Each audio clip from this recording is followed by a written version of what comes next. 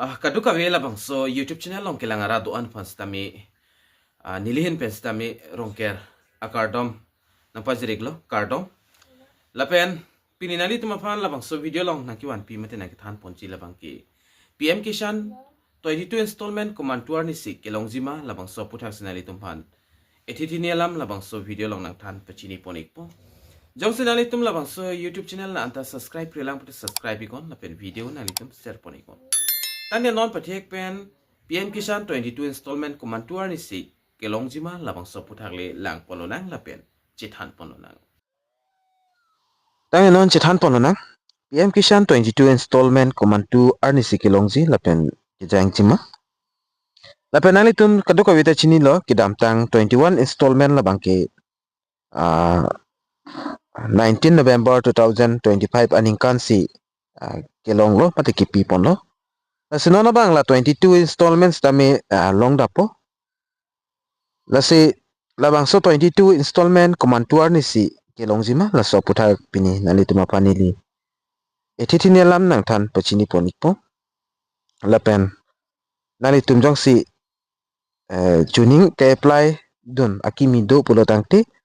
nali tum la beneficiary list puthek lungji la swadim dam pen nali tum list bangke chelang dam ikmelo nali tum amen klang dun ma klang klema laki jong si klang dun lo pulo tangti nali tum tibok het CSC center long dam pen EKYC nali tum claim dam ikon jong si CSC center hailo igo pulo tangti nali tum labang so website long pen stami EKYC SI labang ke nali tum claim unna lasinon apor padam dipin pen chethan ponona 22 installment atangka command 2 arnisi kilong jima lape labang so 22 installment atangka long lia prang nali tum kupi asonsi Keklem Nangji ma laso puthak chethan pononang kechengsi la 22 installment angka kipi ponji ulaso puthak nang than thia prang nali tum la PMKisan long jang sinali men nali tum amen do pulo tangti kecheng sinali tum status bang chilang paprang iko status kelang ji aphanili kidam tang video long stami paklang poniklo lapen nili amu nampiklang a website long pen nali tum status bang chilang damiko status long chilang damik det pen kecheng sinali tum hodak personal information labang so ikpo nali tum registration number doji date of registration lapen name of farmer lapen dak father mati suppose guardian name do ikpo lapen nalitum dak address lapen mobile number nalitum do ikji ladak ni blur pi ponik derno lapen nalitum Kenangsot labang kelalo nalitum la land setting dak non la screen long theklongji ladak already dak yes do iklo lapen EKYC stami yes dolo Aadhaar bank account setting status lata dak yes do iklo laki thom longjong sinalitum la yes pu do ik thailo la green tick pen do ik thailo pulotangte nalitum ajado size tami claim nang nelo EKYC ta claim nang nelo nalitum da kado kawela ke thom long ta yes mange do ik thai nang po choklim side lo jong sila ke thom long pen nalitum no pu do ik kok polo tangte labang ke nalitum Keklem Nangji Kenangsot lo so puthak nili nang than pachini ponik po jong sila land seeding along jong si no do polo tangte nalitum land documents puthot ka upload nangji kenang iksot lo lapen la jong si la land setting long yes do pulta labang kenal tum claim nang nelo EKYC long jong si no labang so dim no pudo iklo pulo tangte nalitum EKYC stambi claim nang kokpo lapen yes do pulta ajat ta claim nang nelo lapen Aadhaar bank account setting lata jong si no do pulo tangte nalitum bank account pen Aadhaar card kapiling nangji lata kenang iksot lo non bang kenalitum la screen long ke thek bon long la ke thom anta dak yes angse sidolo lasil labang ke non kiwang ji an installments tame long dun iklapo alang litum bangke asinalitum stame la kicengsi nalitum la know your status labang nalitum status kachilang ningji labang ke kenang iksot lo tangde non chethan polo na 22 installment command to RDC kipi ponjima tangde non chethan ponang 22 installment command to RDC kelong ponjima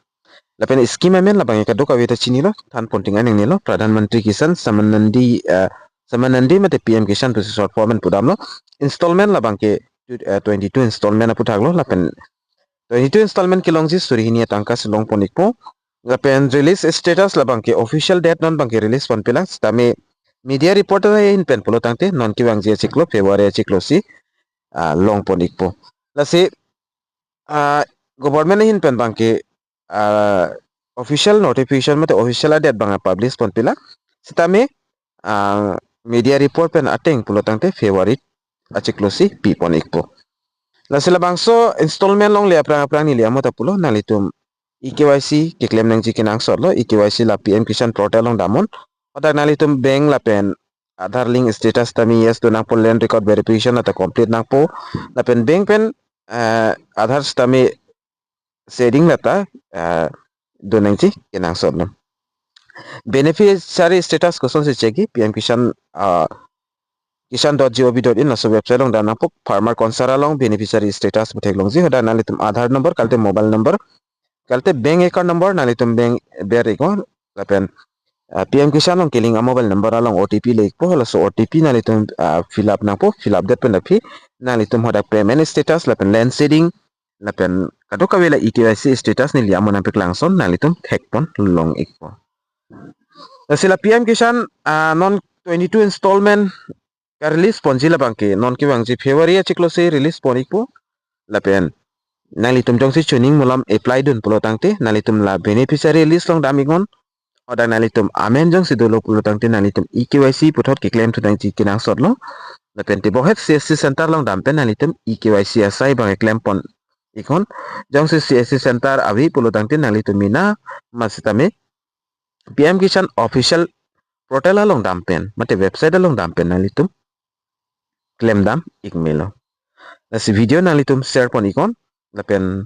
puthot government hin penjong si official notification release adet pilo pulo tangte nili labang so YouTube channel long puthot nili upload pon ikpo nasi pinya video bangkel anleng ton pon iknang domi thakmi kadukawi carbiti 2.0 YouTube channel long kelang rado anafan stami nili hin pen cardom